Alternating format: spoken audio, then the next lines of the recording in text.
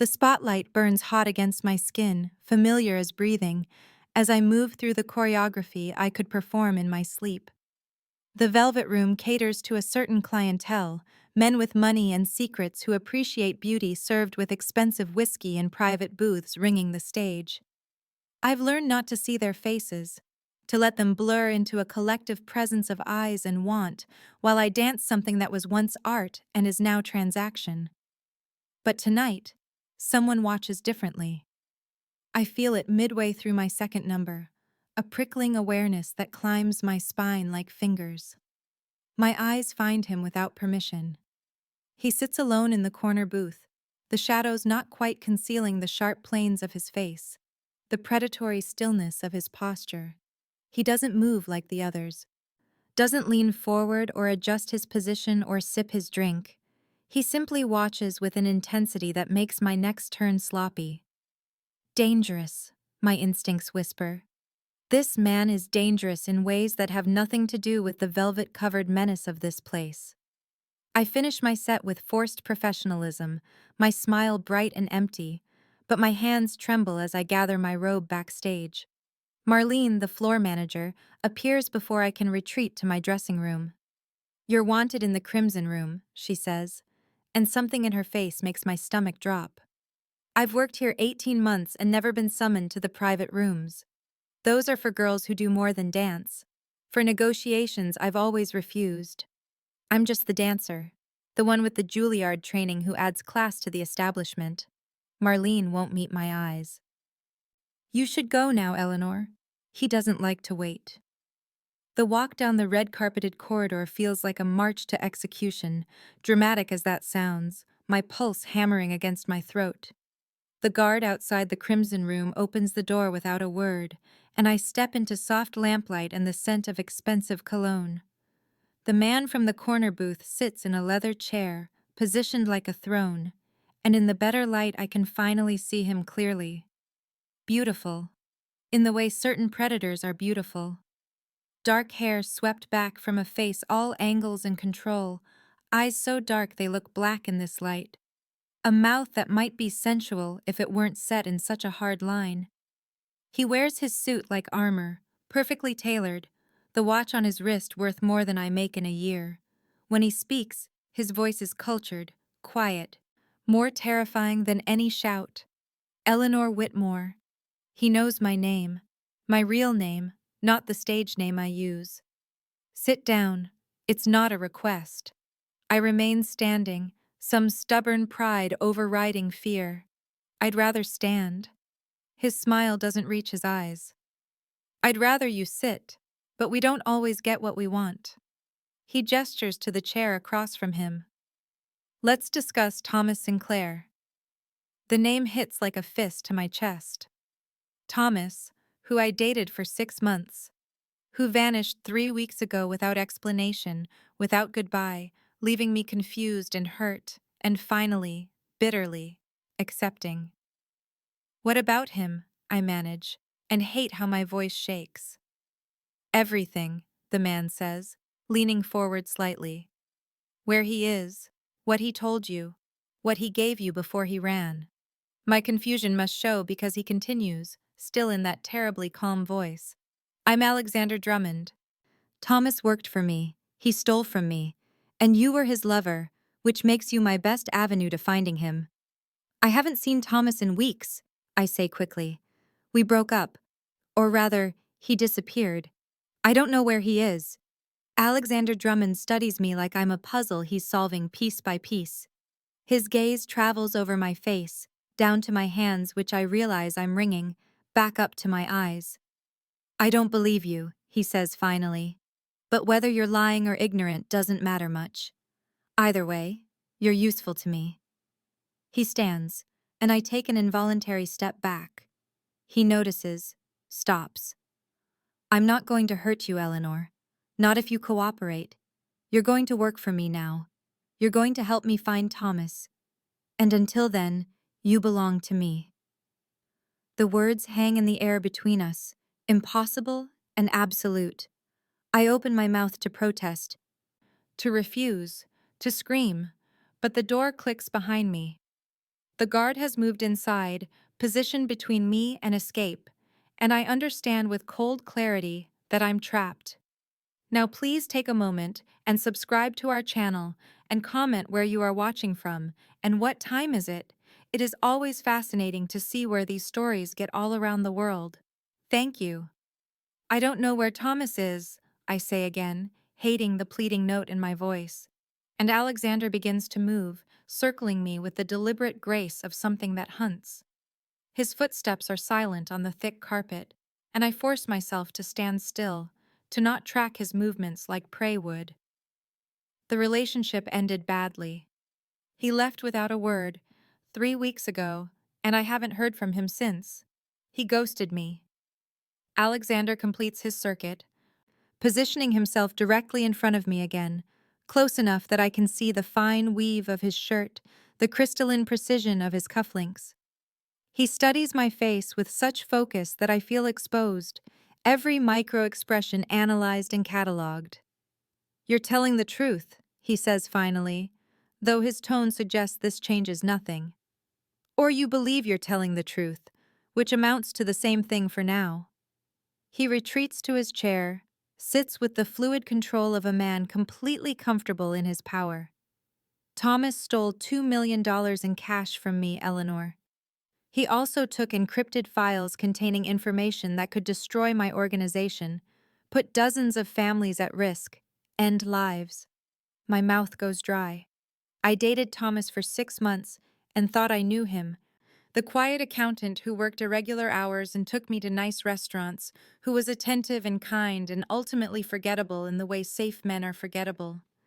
This version, the thief who steals millions, feels like fiction. "I didn't know," I whisper.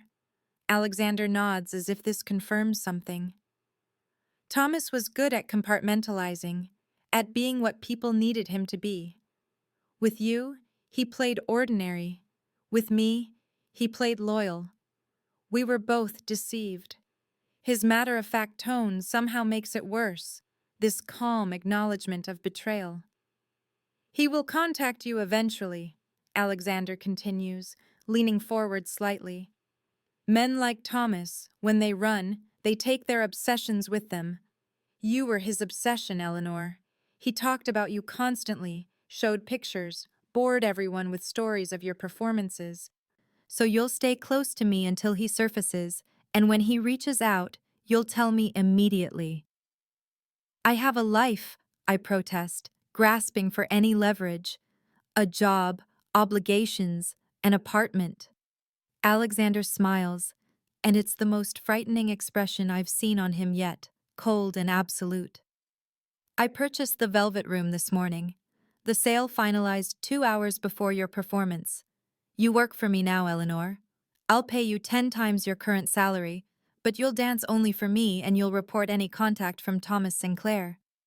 The room tilts slightly, my vision narrowing. He bought the club. He owns my livelihood, my income, my ability to pay the medical bills still crushing me from the knee surgery that ended my real career. "You can't," I start. But the words die because obviously he can, he already has.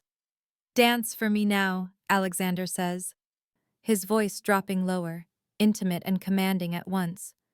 "Show me what Thomas saw, what made him obsessed." Every instinct screams at me to comply, to give this dangerous man what he wants, but some core of stubborn pride resurfaces. "No." His eyes darken, the temperature in the room dropping 10 degrees. "No?" I meet his gaze, forcing my spine straight. "You can buy the club, you can threaten me, but you can't make me dance. Not like that. Not for you."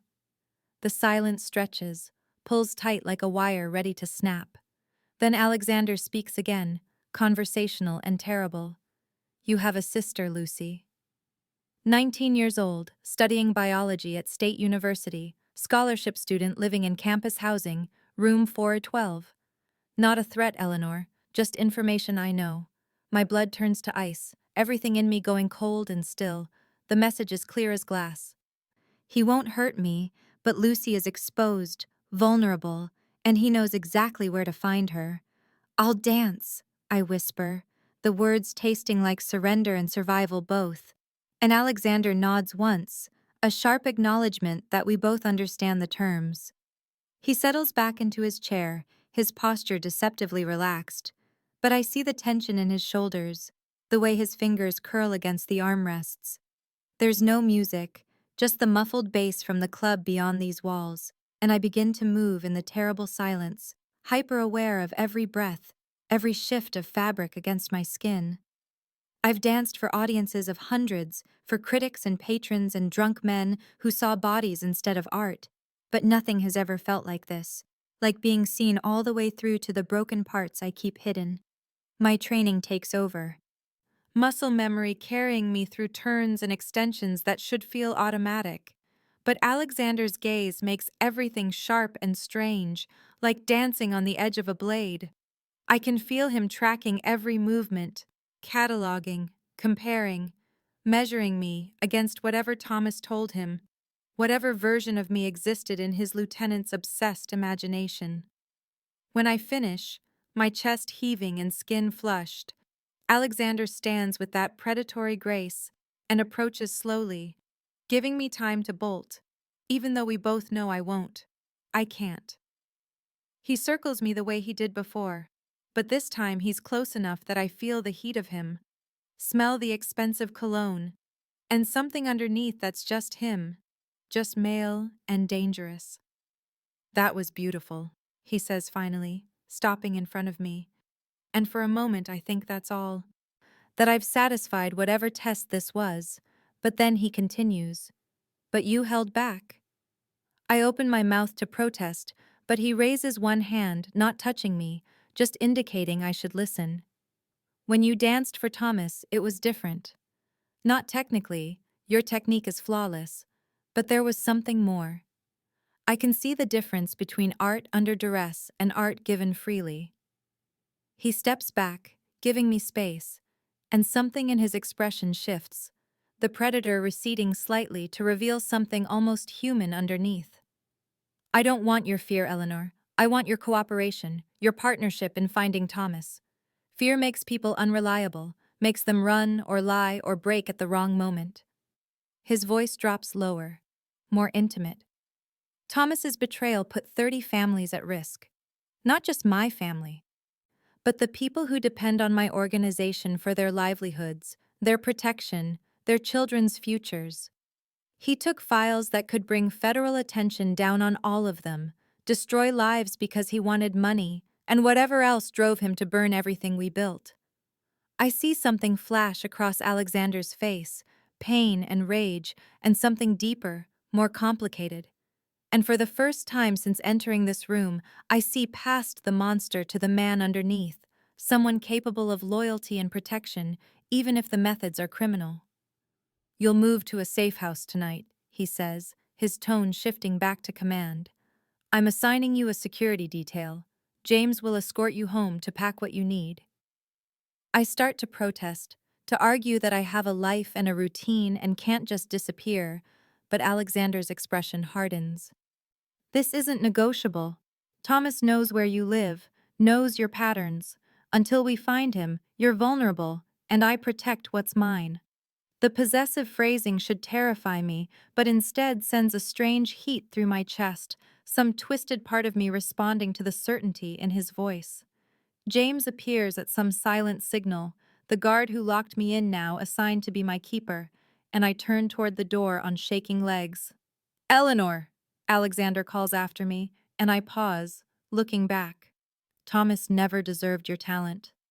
The unexpected compliment hits me harder than any threat, leaves me more shaken than fear ever could, and I flee the room before he can see how much those simple words unmade me. My apartment looks smaller than I remember, shabbier in the presence of James standing silent by the door, his expensive suit and dangerous competence making my second-hand furniture and peeling paint seem like evidence of failure. I move through the rooms mechanically, pulling clothes from the closet and stuffing them into the battered duffel bag that traveled with me from Juilliard, back when I still had dreams that didn't involve dancing half-naked for men who saw bodies instead of art. I consider running, slipping out the fire escape while James is distracted. disappearing into the city's anonymous crowds. But the thought of Lucy and her campus housing stops me cold. The image of Alexander's men finding her too vivid and terrible.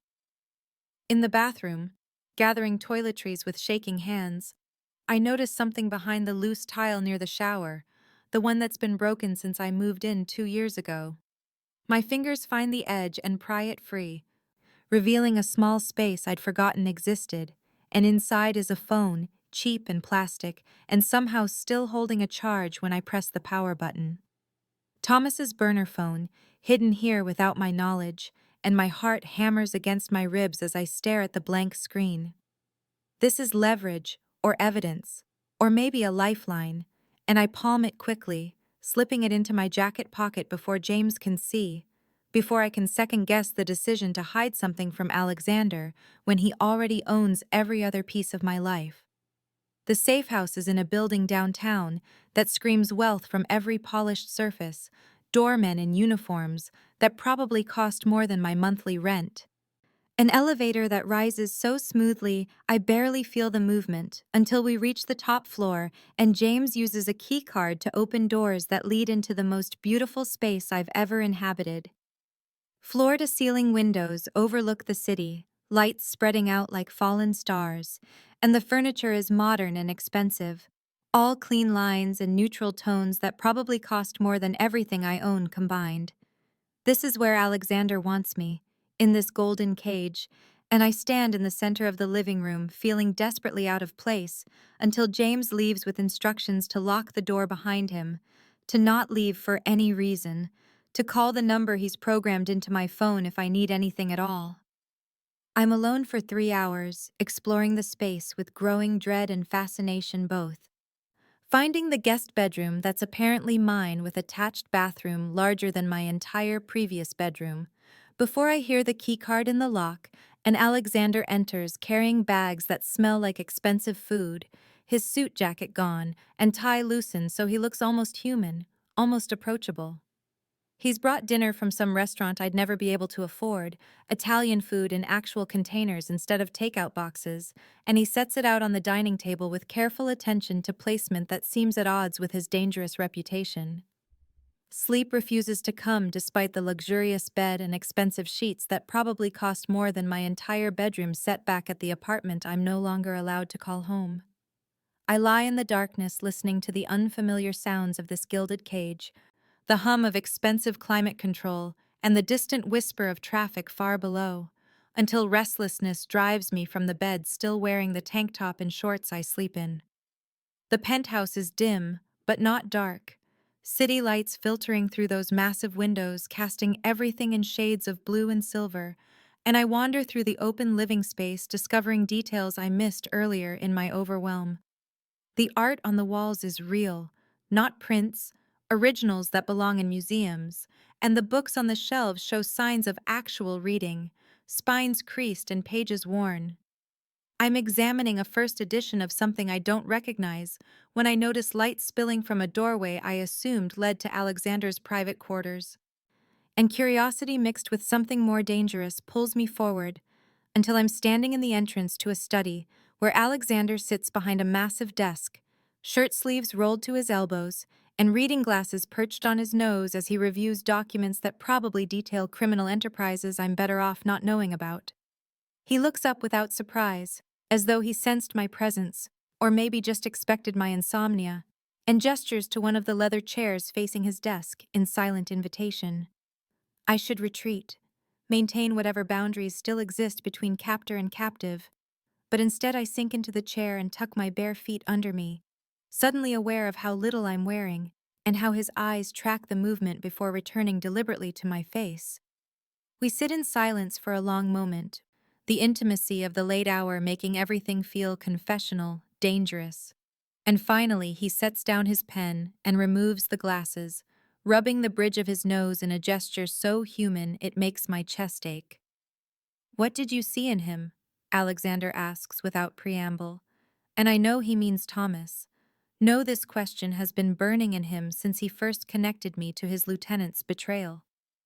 I consider lying or deflecting, but the darkness and exhaustion strip away my usual defenses, so I tell him the truth. Thomas seemed safe, I say, my voice barely above a whisper. Ordinary, kind, everything my chaotic life wasn't after the injury destroyed my career and left me dancing in clubs instead of concert halls. He seemed like someone who wouldn't leave, wouldn't hurt me, wouldn't demand more than I could give. Alexander laughs, but there's no humor in the sound, just bitterness sharp enough to cut. Thomas was none of those things, he says, leaning forward with his elbows on the desk, his eyes catching light like a predator's in the dimness. He was just skilled at pretending, at showing people what they wanted to see, until he got what he needed from them. The words should feel like an attack, but instead sound like sympathy. Like Alexander understands the particular pain of being deceived by someone you trusted absolutely. I gather my courage and ask the question that's been circling in my mind since this nightmare began. What do you really want from me? I ask, meeting his gaze despite the fear fluttering in my chest. Not the official answer about finding Thomas or using me as leverage, but the truth underneath. Alexander goes very still, something shifting in his expression, walls lowering just enough that I glimpse the man beneath the monster. And when he finally speaks, his voice carries an honesty that surprises us both. I don't fully know yet, he admits, and the confession costs him something I can see in the tension of his jaw. Finding Thomas, yes, stopping him before he destroys everything I've built and protected. But something about you intrigues me beyond the practical, beyond the strategic value. The way you dance like you're fighting for your life every time. The way you look at me like you see past the fear to something worth understanding. The moment stretches between us charged with tension that has nothing to do with danger and everything to do with attraction neither of us can afford, and I feel myself leaning forward without conscious decision, drawn like a moth to flame that will certainly burn me. Then his phone shatters the intimacy with its harsh ring, and Alexander's expression slams closed as he answers with clipped professionalism, listening to whoever speaks on the other end with increasing intensity. When he hangs up, his entire demeanor has shifted back to the cold boss who first summoned me to that private room at the Velvet Room. Thomas was spotted 3 states away, he says, already standing and buttoning his cuffs with efficient movements. We leave in 2 hours, pack light. I stare at him in confusion because surely he means his men will leave, surely I'll stay here in this safe golden cage, but Alexander's next words destroy that hope. You're coming with me, Eleanor, he says, his tone brooking no argument. Thomas might surface if he knows you're close, and I need every advantage to end this before more people die. The private jet is smaller than I expected, but luxurious in ways that make my childhood apartment seem like a different planet entirely. All cream leather and polished wood and silence so complete I can hear my own heartbeat as we climb through clouds toward a coastal city I've never visited. Alexander sits across from me, reviewing documents with that focused intensity I'm beginning to recognize as his default state. But occasionally, his eyes lift to check on me, as though making sure I haven't disappeared, or perhaps simply reminding himself why he's brought me into this dangerous chase. James sits near the cockpit, speaking quietly into his phone, while 2 other guards I don't know by name occupy seats toward the back, and I feel the weight of their presence. These men who kill for Alexander without question, who view me as either asset or liability, depending on how useful I prove. In the car from the airstrip, Alexander finally speaks more than clipped instructions, his voice low enough that the driver won't hear as he explains the rules of his world with the patience of a professor teaching a particularly dangerous subject. Loyalty above all else, he says, watching my face for reaction. Betrayal means death, not as punishment, but as necessity, because one crack in the foundation brings down everything and everyone. Family is chosen not born, bound by oath and action rather than blood, which makes Thomas's betrayal even more unforgivable, because he was family in every way that mattered. I listen and absorb and try not to think about how thoroughly I've been pulled into this world where death is policy and violence is currency. But it's impossible to ignore Alexander's presence in the confined space of the back seat. the way his body shifts with each turn so his shoulder presses against mine, the scent of his cologne mixing with something sharper and more dangerous that might just be the man himself. At the hotel, he checks us in under names I don't recognize, his hand on my lower back as we cross the lobby in a gesture that looks protective but feels possessive. And the suite he's reserved has 2 bedrooms but shared living space because he needs me close for security, he says. Though I wonder if the reason goes deeper than tactical necessity. That evening, as I'm considering what to wear from the limited options in my hastily packed bag, Alexander knocks and enters when I call out, his eyes taking in my jeans and sweater with an expression I can't read before he tells me I need to accompany him to a meeting with local affiliates. He wants me visible at his side, wants word to reach Thomas that I'm with Alexander now, and the implication hits me like cold water because I'm not just bait anymore, but a message, a signal that Alexander has claimed what was Thomas's, that he's marked territory in the most primal way possible. The dress he provides is emerald silk that fits perfectly because of course he knows my size, has probably known since that first night when he researched every detail of my life. And when I emerge from the bedroom, his expression shifts into something heated and appreciative before the professional mask slams back into place.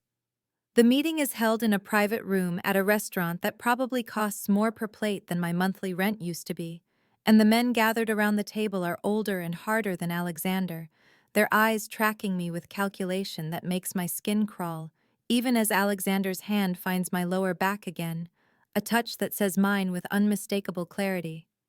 I sit beside him through courses of food I barely taste, hyper-aware of dangerous attention from every direction.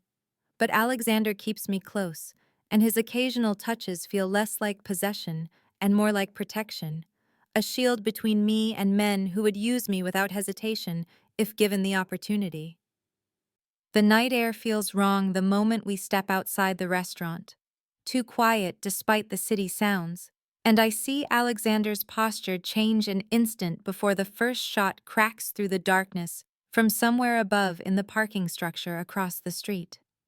Alexander's body slams into mine with force that drives the breath from my lungs as he tackles me behind a parked car, his weight covering me completely, while his guards fan out returning fire in controlled bursts that sound impossibly loud in the enclosed space between buildings.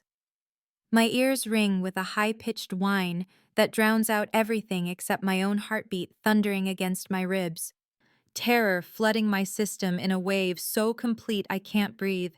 Can't think, can't do anything except press myself against the cold concrete and feel Alexander's heart pounding against my shoulder blade as he shields every inch of me with his own body.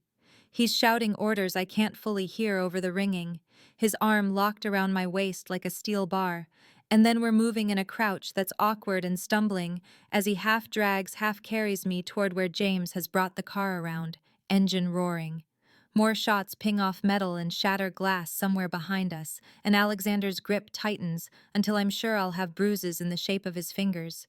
But we make it to the car, and he shoves me inside with enough force that I sprawl across the back seat before he's diving in after me, slamming the door as James accelerates so hard the tires scream. Alexander positions himself between me and the rear window, a gun I didn't know he was carrying now in his hand as he watches for pursuit. And I'm shaking so violently my teeth chatter, the shock hitting all at once now that we're moving away from the immediate danger. The drive to the hotel is a blur of turns and speed and Alexander's lethal focus, and when we finally pull into the underground garage, he doesn't wait for the car to fully stop before he's pulling me out and toward the private elevator, his hand wrapped around my wrist in a grip that would hurt if I could feel anything beyond the trembling terror. In the suite, he finally releases me, only to immediately begin checking me for injuries, his hands moving over my arms, my shoulders, my face with a gentleness that seems impossible from someone who was returning gunfire seconds ago, and I realize I'm making small sounds, whimpers or gasps I can't control. "You're not hurt," he says, more to himself than to me, repeating it like a mantra as his hands keep searching, and when I continue shaking, he pours whiskey into a glass and holds it to my lips, his other hand cupping the back of my head as he makes me drink. The alcohol burns down my throat and hits my empty stomach like fire, but the shock of it steadies me slightly, enough that I can focus on his face, see the fury there barely contained beneath the surface, his jaw so tight I can see the muscle jumping. The attack was from a rival family, he says, his voice low and dangerous. Possibly hired by Thomas to eliminate me and reclaim you. And the words penetrate slowly through my shock, as I realize bringing me into the open made me a target not just from Thomas, but from every enemy Alexander has accumulated in his violent climb to power. The reality of what I've stepped into crashes over me all at once, and something breaks inside, the terror and confusion and exhaustion of the past days overwhelming my ability to hold myself together, and I'm crying suddenly, huge gasping sobs that shake my whole body. Alexander pulls me against his chest without hesitation, his arms wrapping around me solid and secure, and he's murmuring things I can't quite hear over my own crying, his voice softer than I've ever heard it, almost tender, one hand stroking my hair while the other holds me tight.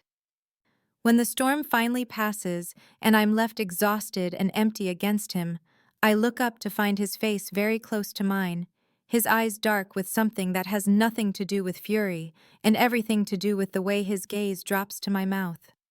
The moment hangs suspended between us, my breath catching in my throat as Alexander's face remains so close to mine that I can see gold flecks in his dark eyes, feel the warmth radiating from his skin, and something shifts in the air around us. Something dangerous and inevitable that makes my pulse race for reasons having nothing to do with the gunfire we just escaped. Then he pulls back abruptly as though burned, rising to his feet and pacing toward the window with rigid shoulders, and the loss of his presence leaves me cold despite the suite's perfect temperature. "I'm sorry," he says without turning, his voice rough and strained in a way I've never heard before. "I miscalculated bringing you into the open, made you a target when I should have kept you protected." And the apology sounds like it costs him something fundamental, because men like Alexander don't admit mistakes, don't acknowledge vulnerability. The fear recedes enough that anger rushes in to fill the space, hot and clarifying, and I push myself to my feet, even though my legs still shake. "I'm tired of being a pawn in men's games," I tell him, and my voice comes out stronger than I feel. "First, Thomas used me without explanation, and now you're moving me around like a chess piece, and I deserve better than being leverage or bait or whatever strategic value you've assigned me." He turns at that, something like respect flickering across his features before the careful control reasserts itself. "You're right," he says simply, and the acknowledgement surprises me enough that I fall silent. "I need the truth," I press, because I'm done with half-explanations and strategic omissions. "What was Thomas to you before he betrayed you, really?" Alexander studies me for a long moment, as though weighing how much honesty I can handle. Then he moves to the couch and sits, gesturing for me to join him, and when I do, he stares at his hands as though the words are written there. "Thomas was like a brother," he begins quietly. "We grew up in the organization together, came up through the ranks side by side, trusted each other absolutely with our lives and our secrets and everything we built. The betrayal cut deeper than the financial loss, deeper than the stolen files, because he knew things that could destroy not just me, but 30 families who depend on the protection and structure we provide." I watch his profile as he speaks, seeing past the dangerous crime lord to the man beneath, the one capable of being wounded by betrayal, and it makes him suddenly more human and somehow more terrifying because humans are unpredictable in their pain. "Will you kill him when you find him?" I ask, and Alexander meets my eyes without hesitation. "Yes," he says, but I see the shadow that crosses his face, the cost of that necessity. Something crystallizes inside me, a decision I didn't know I was making until the words leave my mouth. "I'll help you," I tell him, not as bait, not as leverage, but as a partner, because I deserve answers from Thomas too. deserve to understand how I became entangled in whatever game he was playing. Alexander studies me with an intensity that feels like being examined under a microscope, then he nods slowly. Partners, he agrees, though we both know how precarious that alliance is. He stands and moves to a locked case in the suite's corner, returning with a compact handgun that looks deadly and efficient in his large hands. If you're going to be active in this, you need to know how to protect yourself, he says, and proceeds to teach me the basics. With patience I wouldn't have expected, his hands covering mine to adjust my grip, his body close as he demonstrates stance and sight alignment.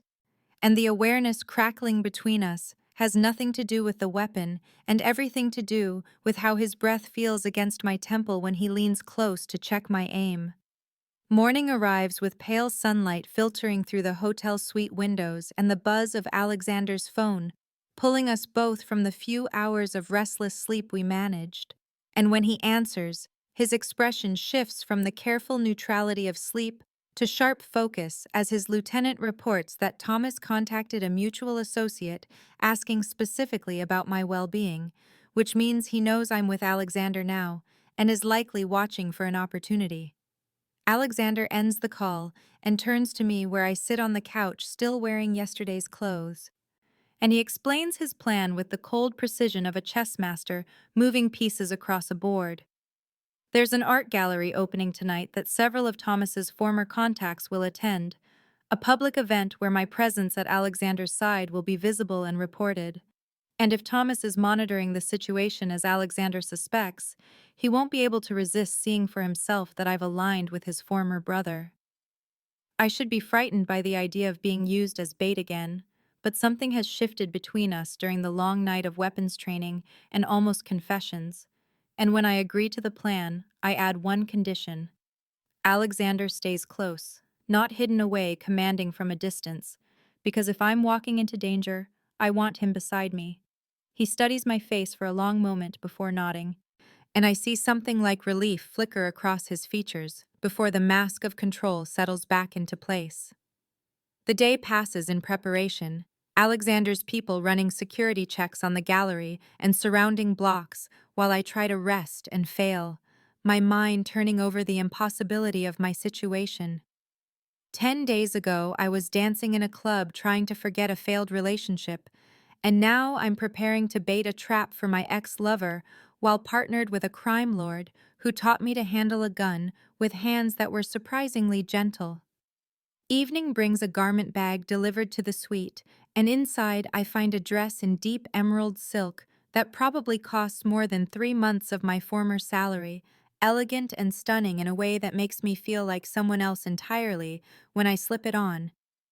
And when I emerge from the bedroom, Alexander's reaction is immediate and barely concealed, his eyes darkening as they track over me in a way that has nothing to do with strategy and everything to do with the awareness that's been building between us. At the gallery, we move through the crowd like a couple, his arm around my waist in a possessive gesture that feels less like performance and more like truth. And he leans close occasionally to murmur observations about the art or the guests, his breath warm against my ear, in a way that makes me hyper-aware of every point where our bodies touch. I find myself leaning into the role, into him, laughing at his dry commentary, and letting my hand rest on his chest when I turn to respond, and to any observer we must look intimate, involved, exactly the message we want reaching Thomas. Hours pass among the paintings and champagne and carefully watching guests, and I'm beginning to think Thomas won't appear when we move toward the exit, and I glance across the street through the gallery's glass front and see him standing in the shadows between streetlights, and our eyes meet across the distance, and his face is devastated, betrayed, desperate in a way that makes my chest tighten, even as Alexander's hand tightens on my waist, because he's seen Thomas too. Then Thomas turns and vanishes into the crowd of evening pedestrians, and Alexander's men are moving immediately in pursuit, while Alexander keeps me close, and I'm shaking slightly from the shock of seeing Thomas's heartbroken expression, the way he looked at me like I'd destroyed him by standing at Alexander's side. Back at the hotel, the The silence between us feels suffocating as Alexander paces the suite with barely contained fury while I stand near the window replaying Thomas's devastated expression in my mind. And finally, I break the quiet by saying, what if he had reasons for running?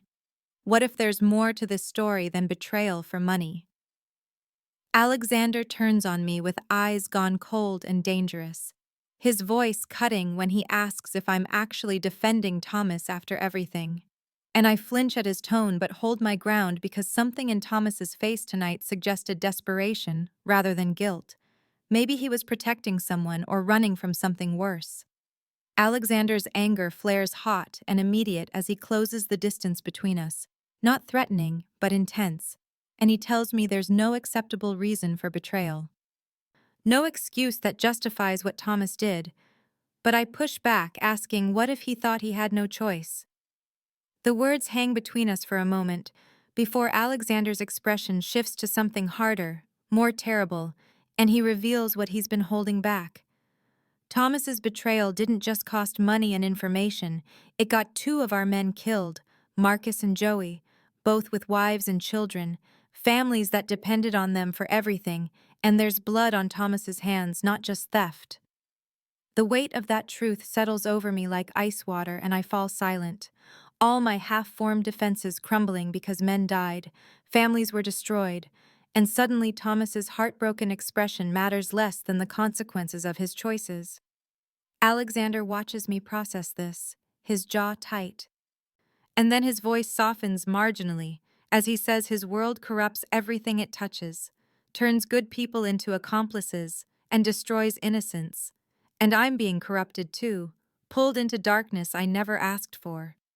He moves to the bar and pours himself whiskey with hands that aren't quite steady, then offers what sounds like an escape. He'll send me home, put protection on me and Lucy, leave me out of the rest of this hunt, because I shouldn't have to carry the weight of his war with Thomas. But even as he offers freedom, something in me rebels against the idea of walking away now, of never getting answers about how I became entangled in Thomas's schemes. And I tell Alexander no. I need to face Thomas myself. Need to understand why he dragged me into this, and what he thought gave him the right to use me as leverage in whatever game he was playing. Alexander studies me with an expression I can't quite read, something between respect and concern, then nods slowly and says, "We'll find him together. Finish this properly." The rest of the evening passes in tense preparation, Alexander coordinating with his people while I try to settle my nerves. And it's nearly midnight when I retreat to my bedroom claiming exhaustion, though sleep feels impossible. The burner phone I've kept hidden in my bag suddenly buzzes, and my heart stops as I pull it out with shaking hands to find a text from Thomas. "Meet me alone, or Alexander dies," followed by an address in the industrial district and a time limit of 1 hour. I stare at the screen, feeling my world narrow to this impossible choice, knowing I could walk into the next room and tell Alexander, let him handle this with his men and his resources. But the message is clear with its threat and its timeline. Thomas is watching somehow and will know if I bring backup. My hands shake as I consider the fragile trust I've built with Alexander over these past days. How he opened up about Thomas being like a brother. How he taught me to handle a weapon with patient hands. How he looked at me at the gallery like I was something precious, and this choice could destroy all of it. But the alternative is Alexander's death, and I can't risk that even if it means betraying the partnership we've formed. I wait until I hear the shower running in Alexander's room, then grab my coat and the gun he gave me, and slip out of the suite like a thief in the night, hating myself for the choice even as I make it. The cab drops me at the address Thomas provided, and the industrial district looms around me in shadows and rust, warehouses with broken windows reflecting the weak streetlights. And my heart hammers against my ribs as I push through the door of the building he specified. The gun Alexander gave me heavy in my coat pocket, though I'm not sure I could actually use it. Inside the cavernous space, Thomas waits in a pool of light from a single overhead fixture, and he looks terrible, haggard and thin with dark circles under his eyes and clothes that hang loose on his frame, and when he sees me, he rushes forward with arms outstretched like he expects me to fall into his embrace the way I once did. I step back sharply, and the hurt that crosses his face almost makes me feel guilty, until I remember why I'm here, remember the threat he made against Alexander's life, and I demand answers in a voice that shakes despite my attempt at strength. Thomas stops his approach, and the words pour out of him in a desperate rush, explaining that he discovered Alexander's organization was being infiltrated by federal agents, that a major takedown was being planned, that he took the money and files to have leverage and resources to disappear, and he was going to bring me with him, protect me from the coming storm, but I'd already ended our relationship before he could explain his plan, and he's been in hiding ever since, trying to find a way to save me from Alexander's world. My head spins trying to process this version of events, trying to reconcile Thomas as protective hero with the man who threatened Alexander's life to force this meeting. And I open my mouth to ask more questions when the warehouse suddenly floods with blinding light from all directions and I hear the sound of multiple vehicles and footsteps, and my stomach drops as I realize what's happening. Alexander's men pour in from every entrance, at least 20 of them with weapons drawn forming a perimeter around us. And then Alexander himself walks through the main door, and the expression on his face is terrible, fury and betrayal carved into every line. And his eyes, when they meet mine, are cold, in a way they haven't been since those first days. He trusted me, and I ran to Thomas, chose my ex-lover over the partnership we'd been building, and I see him rebuilding every wall I'd watched him lower over the past week. Thomas moves suddenly, and I feel the cold press of metal against my spine as he pulls a gun and positions me between himself and Alexander, using my body as a shield, and the reality of what he's doing crashes over me like ice water. Alexander freezes mid-step, every muscle in his body going still except his eyes, which track over me checking for harm, and his voice when he speaks is deadly calm as he tells Thomas to let me go, that using me as a shield is the act of a coward, not a man who claims to love. Thomas's hand shakes where it grips my shoulder, and he shouts back that Alexander doesn't understand, that he did everything for love, that he was trying to protect me from exactly this kind of danger. But I can feel the tremor in his body and smell the fear sweat on him, and I realize with sickening clarity that Thomas is desperate enough to hurt me if it means escaping. My illusions about him shatter completely in that moment, every soft memory recontextualized by the pressure of his gun against my spine, and I hear myself say with surprising steadiness that he's a coward, that love doesn't use people as shields or weapons or bargaining chips. Thomas protests that he loves me, did everything for me, would do anything for me, but Alexander's voice cuts through the warehouse like a blade. Love doesn't hide behind the person it claims to protect. The words hang in the air for a heartbeat, and I make my choice, remembering the defensive moves Alexander taught me just nights ago, and I drop my weight suddenly and roll sideways away from Thomas toward Alexander, and the warehouse erupts in gunfire and shouting and chaos. The gunfire stops as suddenly as it started, and through the ringing in my ears I hear Alexander barking orders and the sound of Thomas crying out in pain, and when I push myself up from where I landed hard on the concrete floor, I see Thomas on the ground clutching his shoulder while blood seeps between his fingers, and Alexander's men move in to secure him with efficient brutality. Alexander reaches me in 3 strides and his hands are on me immediately, running over my arms and torso and face with a franticness I've never seen from him, his voice rough as he demands to know if I'm hurt, if Thomas shot me, if any of his men's bullets came close. And I try to tell him I'm fine, but he won't stop touching me like he needs physical proof that I'm whole and unharmed. The fear in his eyes tells me something his words never have, that beneath the cold crime lord exterior, he's terrified of losing me.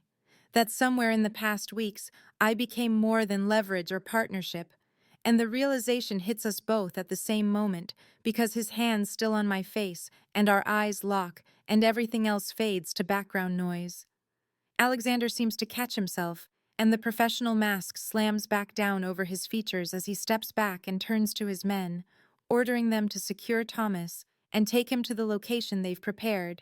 Make sure the wound is treated because he needs Thomas alive and talking, and his voice is all cold authority again, like the vulnerable moment never happened. They haul Thomas up, and he's shouting my name, pleading with me to tell them about the federal agents and how he was trying to protect me. But I can't make myself respond, because I'm still processing how quickly he used me as a human shield. How all his pretty words about love dissolved the moment his own survival was threatened. The drive back to the hotel happens in silence so thick I could choke on it. Alexander staring out the window while I sit beside him, feeling the weight of my choice to slip away pressing down on my chest. And finally, I break and apologize, explain about Thomas's threat against his life, and how I couldn't risk telling him in case Thomas was watching somehow. Alexander's jaw works for a long moment before he speaks. And when he does, his voice is carefully controlled as he reveals he knew about the burner phone from the beginning, had James note it when I pocketed it at my apartment, and he's had it tracked and monitored ever since, waiting to see what I would do with it.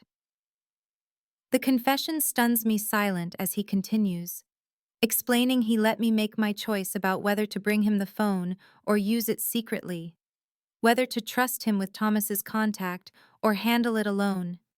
And tonight was the culmination of that test, me choosing to face Thomas, but ultimately choosing to escape toward Alexander rather than stay with my ex.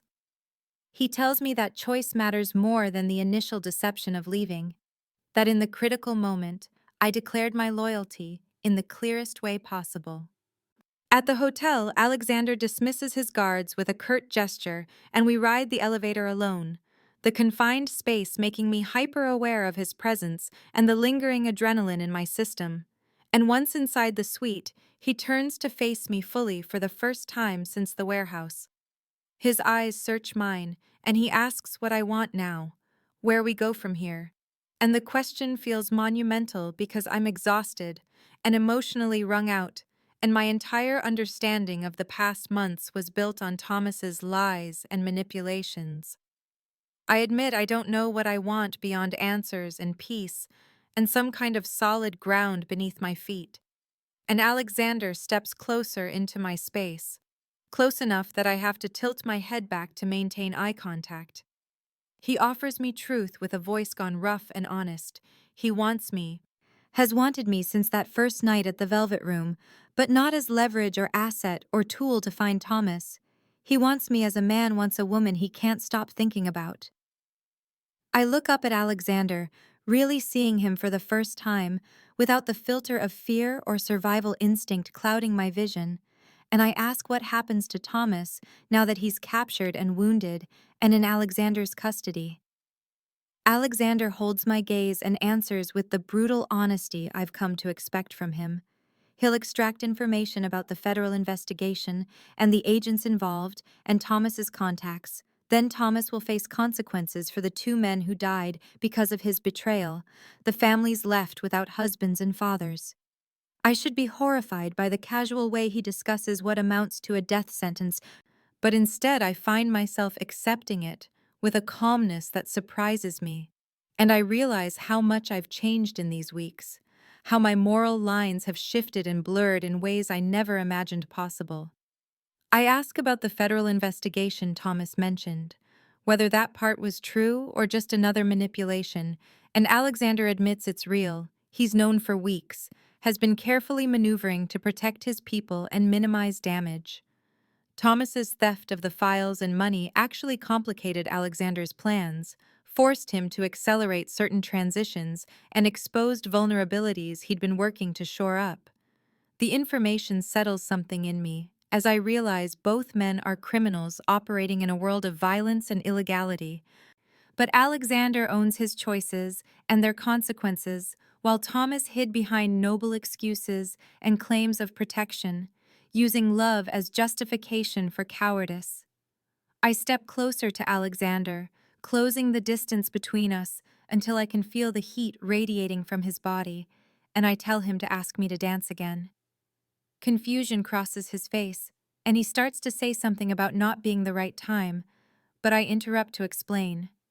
Before, It was coercion, a command backed by threats, but now it's choice, mine to make freely.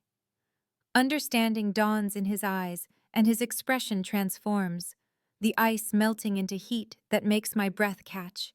And he crosses to the sweet sound system and selects music, something slow and sensual, with a deep bass line that I feel in my chest. I dance for him in the middle of the hotel suite, still wearing the clothes I wore to meet Thomas. And every movement is different than before. Not a performance extracted under duress, but an offering, a seduction, a claiming of this moment and this choice. Alexander watches from where he stands, frozen by the sound system, his eyes tracking every sway of my hips and arch of my back. And he looks like a man starving finally allowed to approach a feast. When the song ends, I stand before him breathless and trembling, not with fear but anticipation. And he asks in a voice gone rough if I'm sure, if I understand what I'm choosing, and I answer by closing the final distance and kissing him with all the fear and fury and need that's been building between us for weeks. The kiss ignites like gasoline meeting flame. Weeks of tension and denial and forced proximity combusting into desperate hunger, and Alexander's control shatters as he grips my hips and lifts me effortlessly, my legs wrapping around his waist as he carries me toward his bedroom. The night blurs into sensation and confession, his hands learning every curve of my body while I trace the scars that map his dangerous life. And we talk between kisses about everything and nothing, building something fragile and precious from the wreckage of the past weeks. Morning light filters through unfamiliar curtains and finds us tangled together in Alexander's bed, limbs intertwined and sheets twisted around our bodies, and I wake first with the slow surfacing of someone who feels safe for the first time in weeks. I study Alexander's face in the golden dawn glow, memorizing the way sleep softens the hard lines of his jaw, and the way his dark lashes rest against his cheekbones, and the contrast strikes me between this unguarded vulnerability and the dangerous man who commands empires and inspires fear with a glance. I've fallen for a dangerous man, maybe more dangerous than Thomas ever was in his cowardice and deception, but Alexander is honest in his darkness, owns every terrible choice and their consequences without hiding behind noble justifications. His eyes open as if sensing my scrutiny, and for a moment we just look at each other. Then he reaches for me and pulls me closer against his chest, his hand sliding into my hair with a tenderness that makes my throat tight. We stay in bed for hours as the sun climbs higher, talking in low voices about everything we haven't said, and Alexander shares pieces of his history: a father who brought him into the organization at 15, a mother who died trying to leave that world, brothers lost to violence and betrayal, and the slow accumulation of power and wealth that became both armor and prison. I tell him about dance as my escape from a childhood of instability, my mother's addiction and early death, raising Lucy while barely surviving myself, the Juilliard scholarship that felt like salvation until my knee injury shattered that dream and left me scrambling for any way to pay mounting medical bills.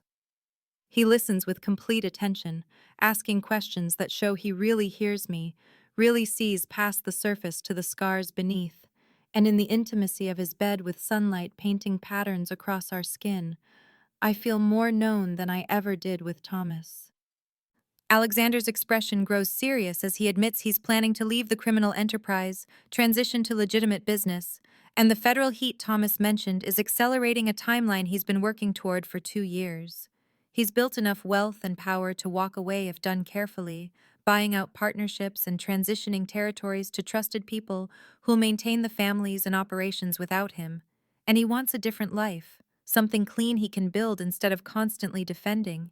He wants me in that life, in that future he's constructing from the rubble of his past. I'm cautious with my response, pointing out this happened fast, in crisis circumstances where emotions run high and choices feel amplified, and asking if what we feel can survive normal life without adrenaline and danger binding us together. Alexander acknowledges the concern, but his eyes are steady and certain, as he insists what he feels is real, that he's built an empire on reading people and understanding motivations, and he knows the difference between crisis attachment and genuine connection. I admit I feel the same intensity, the same pull toward him that defies logic and self-preservation, but I need time to trust it, to believe this can be more than desperate people clinging together in a storm. A knock interrupts our careful negotiation of the future, and James's voice comes through the door apologizing but saying, "Thomas is talking," revealing significant information about the federal operation, but demanding to speak to Eleanor as condition for continued cooperation. Alexander's body goes rigid against mine and he refuses immediately, saying Thomas has no right to make demands, but I stop him with a hand on his chest and insist I need this, need closure, and to face Thomas one final time from a position of strength rather than confusion. Alexander studies my face for a long moment, then reluctantly agrees but makes clear he's accompanying me. He won't leave me alone with Thomas again, even in custody. We dress quickly, and the drive to the secure location happens in tense silence. Alexander's hand finding mine in the back seat and gripping tight like he's anchoring me, or maybe anchoring himself. The building is nondescript, industrial, and inside Thomas sits restrained in a metal chair, shoulder bandaged and face haggard. And when he sees us enter together, sees the way Alexander's hand rests on my lower back and the obvious intimacy in how our bodies align, something breaks in his expression and twists into ugly rage. Alexander moves forward with deadly intent, but I stop him with a hand on his chest and feel the fury vibrating through his body like a leashed storm, and I approach Thomas slowly while keeping my spine straight and shoulders back, because I will not let him see me broken or confused anymore. I look him in the eye and tell him with a voice that doesn't shake that he never knew me, never loved the real me, only loved an illusion he created in his mind of who he wanted me to be, some fragile thing that needed his protection and gave him purpose. He wanted to possess me, to own me like a beautiful object he could hide away and take out when it suited him. But he never wanted to partner with me or see me as an equal with my own strength and choices. Thomas starts to protest, but I keep talking over him and say I forgive him for that, because I understand now that he's too broken and scared to love anyone beyond his own need. But I will never forgive the cowardice, the way he used me as a shield in that warehouse and would have let me die to save himself. His face crumples, and he tries a different approach, pleading now, saying he made mistakes, but he can change, we can disappear together, start over somewhere Alexander will never find us. And his voice takes on that wheedling, manipulative tone I recognize from a dozen arguments during our relationship when he wanted something from me. I feel nothing but pity and a distant disgust as I watch him cycle through his tactics. Anger to hurt me, victimhood to guilt me, promises to tempt me, and finally threats veiled as concern about what Alexander will do to me when he's done using me. I turn away before he finishes speaking because he doesn't deserve my attention anymore, and I tell Alexander quietly that I'm ready to leave this place and leave Thomas behind in every way that matters. Outside the building, the autumn air feels clean and cold against my face after the stale atmosphere of the interrogation room, and Alexander guides me to the car with his hand on my lower back, that possessive, protective touch I've come to associate with safety. In the back seat, he reveals that Thomas provided enough information to neutralize the federal threat through carefully orchestrated leaks to friendly journalists and strategic sacrifices of operations that were already compromised. And some smaller enterprises will shut down, while some lower-level people will face charges as part of the arrangement. But the core organization and the families that depend on it will survive intact. Alexander's voice is measured as he explains he's expediting his exit strategy, calling in favors and selling off assets faster than originally planned because he's done with this life and ready to build something new. He turns to face me fully and asks if I'll wait for him while he systematically dismantles his empire and transitions to legitimate business, and he'll understand if I can't, if the waiting and the danger still swirling around him is too much to ask. I surprise him and maybe surprise myself by saying I won't wait, I'll help, because I'm done running from complicated situations and pretending I can return to some simple, safe life that never existed anyway. His eyes search mine for a long moment before he pulls me against his chest and holds me tight enough that I feel his heartbeat against my cheek, steady and strong and real. 3 months pass in a blur of activity and transformation, and now I stand in the wings of the Grand Metropolitan Theater on my opening night, waiting for my entrance as Odette in Swan Lake. And the weight of this moment settles over me like the white tulle of my costume, because this is everything I thought I lost forever when my knee shattered and my Juilliard dreams died. The orchestra swells, and I move onto the stage, letting muscle memory and years of training take over. And somewhere in the darkness beyond the lights, Alexander sits in box 7, the same seat he's occupied for every rehearsal and performance since he purchased this theater and donated it to the City Arts Foundation while keeping a small ownership stake. I feel his gaze like a physical touch as I move through the choreography, no longer dancing for survival or obligation, but for the pure joy of the art itself. And when the final curtain falls and the audience rises in standing ovation, I'm breathless and crying, and more alive than I've been since I was 19 and still believed in fairy tales.